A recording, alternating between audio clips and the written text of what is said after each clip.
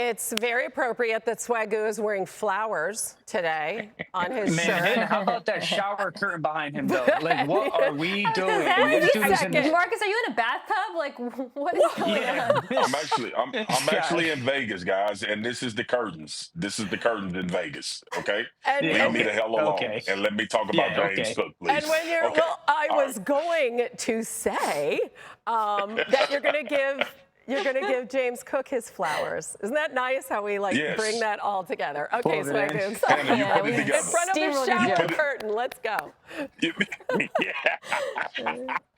All Hang right, in there, Hannah. We James got the Cook. joke. It was perfect. It was perfect.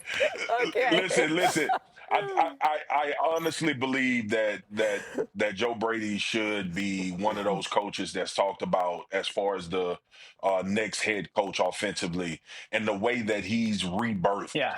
and made this running game a priority in Buffalo. We know Josh is the guy, and we know Josh is the one that makes everything go. But I just wanted to shout out James Cook because he's not getting enough credit for how dominant he's been in this run game. This also goes very much in line with the offensive line, the offensive formations, how many people they're putting at the line of scrimmage and allowing him to find seams. And he's one of the best one-cut running backs in the NFL. He understands his Yeah. vision is crazy. I went back and looked at it, and I'm like, look, when a guy rushes for 100 yards in 3 straight games, it's not just the offensive line. He has to create and make some of his own runs, and he Yeah. does as good a job as anyone in this league at doing it. He was really good last year, but I think this last 3 week run against these defenses and what he's been able to do has been phenomenal. And that part of Buffalo's offense is what I think more so carries them into potentially being Super Bowl champions than anything I've seen from them in the recent years.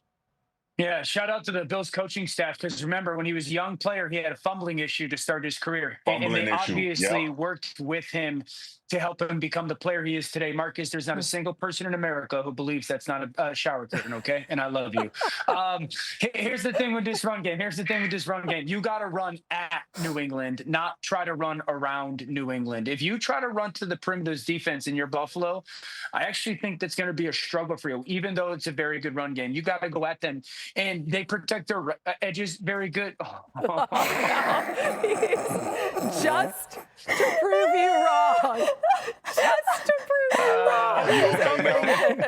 Are you okay now? This is why I love you. This is why I love you. This is why I love you. Oh man. All right, I'm gonna close them because they hate the lighting. All right, let's go. He did it with Go the ahead. remote. You may continue. Yeah. So I just think like if you're New England, run at this defense, or, Buffalo, run at them, run around them, and make sure you block Robert Spillane, a very good inside linebacker. Mina. Hang in there, okay? Y'all know I'm crazy. No, Y'all know good. I'm crazy. Hang in there. Drake May. that was just really smooth. Like you're facing away from the window, and you managed to do that remotely. I mean, that was unbelievable. I stay in nice hotels, y'all. Y'all know that about me. Oh yeah, no, we're not worried about that. No, we know that's true. Mina, New England is coming off a game where they scored over 40 points. What do you expect from that offense against Buffalo? Man, Drake May's been playing so well. Competition obviously hasn't been the best, but he has taken a real leap in terms of his accuracy, and they're starting to push the ball downfield more, the decision making. You're really seeing a second-year quarterback putting it all together. The one thing I want to highlight in this game, though, the Patriots are using 12 personnel, 2 tight ends on the field. 34% of the time, Hunter Henry and Austin Hooper being those tight ends.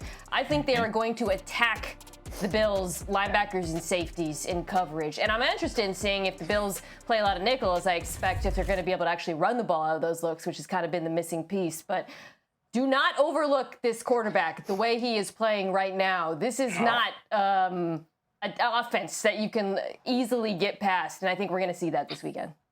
Yeah, and I think the accuracy point's a good one. And I think the thing that stands out just watching Drake throw the football is it looks like his release has gotten a little bit tighter and a little bit quicker. He's always had a little bit of like an elongated release, and it sometimes was very deliberate. It seems like it's gotten quicker and tighter, and I think that's helping that accuracy. I feel there's a way that they could go in there and get this win, but no, it's totally the gong, right? Yeah, I don't think it's a close. foregone conclusion. I think it could be close. We're all picking the Bills. I agree. And 2017, once again, It's going to hit at some point, Hannah. rears its ugly head. That's terrific. I can't wait for that. Spooky. Okay, as for the other undefeated, the Eagles are 4-0. You wouldn't know it from looking at their total yards. And by the way, what everybody's been talking about this week, outgained in all 4 games. The second 4-0 team to do so since yards were first tracked over 90 years ago. Wow, that's a new one. A.J. Brown's usage in the Eagles offense under scrutiny as head coach Nick Sirianni spoke about what he has seen from Jalen Hurts and A.J. together this week. I just see 2 guys that are great pros that, care deeply about winning and they know that they're the way they perform, it dictates winning and losing, and they work very hard at that together to put the best product out on the field that we can. Has there ever been a more dissected and scrutinized 4-0 team than the Eagles because of the way their offense looks? But Mina, how can they break out against a defense that we all know is very tough?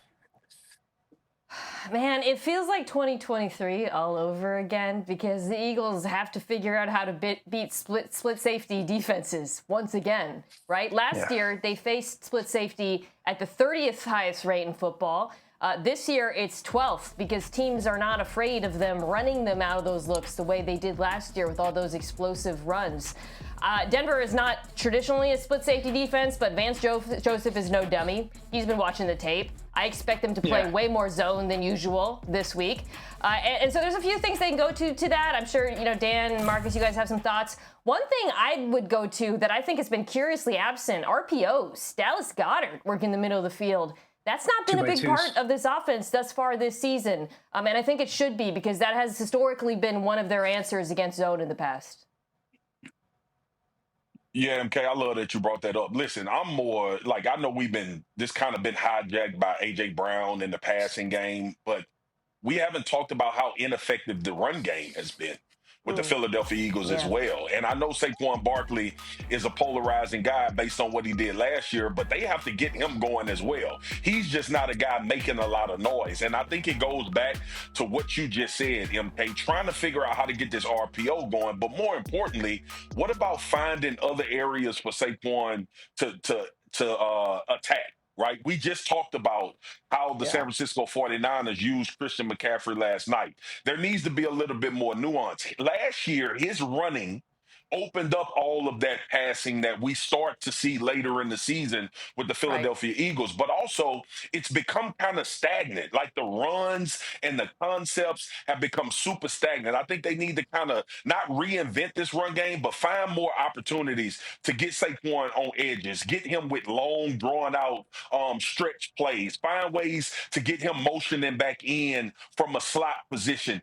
Do some of those things to try to find some of that light. Yeah, well, that too. Yeah, duo all the time, Dio. At some point, as defenses, we are not going to allow you to just run down the gut of the defense. You're going to have to do something different. So hopefully we start to see Saquon find some space and them try to get him on some edges to unlock some things in this offense as well. Yeah, defenders have just been picking him up so early in his runs. All right, let's talk about Bo Nix, okay? Career high in passing yards in that win over the Bengals on Monday. What kind of challenges do they present for Vic Fangio's defense?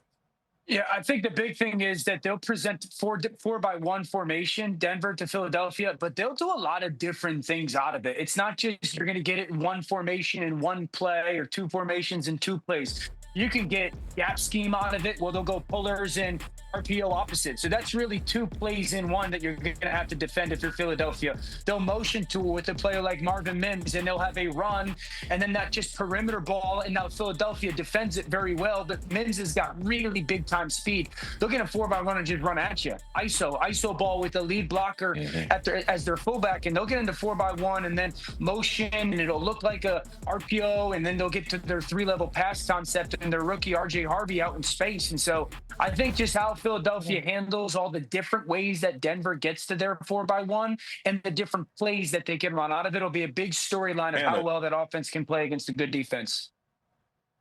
Hannah, can Yeah. I ask Dan a question? Sure. So Of course. Dan, I'm so glad you brought that. That's what I was seeing, and one of Sean Staples when he was in New Orleans was trying to create space pre-snap, right? Is this Yep. 4-by-1 that he's created box removal? Is that his goal to get this Yeah. defense kind of widen and then create with that passing game?